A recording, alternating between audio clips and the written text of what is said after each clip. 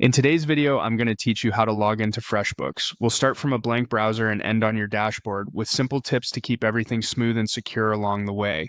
Open your web browser and search for FreshBooks. In the results, look for the official listing that reads something like FreshBooks Invoice and Accounting Software for Small. And make sure the address is freshbooks.com.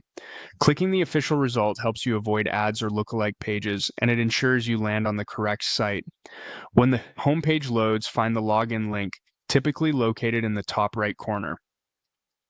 Click Login to open the secure sign-in screen. Here you have three straightforward options. If you sign in with an email and password, enter the email associated with your FreshBooks account and your password in the fields provided. Passwords are case sensitive, so check for extra spaces and confirm that caps lock isn't on. If your browser suggests autofill for your email, verify that it's the right account before proceeding. If you prefer a connected account, you can choose Sign In with Google.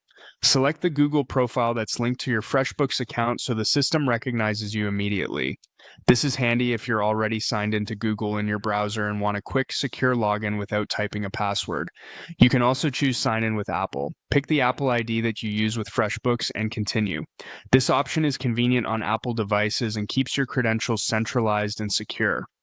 After you've entered your email and password or selected Google or Apple, click the Login button to submit. Give it a moment to process. If everything matches, you'll be taken to your FreshBooks dashboard where you can manage invoices, expenses, clients, and more. Depending on your security settings, you may be asked to confirm your identity.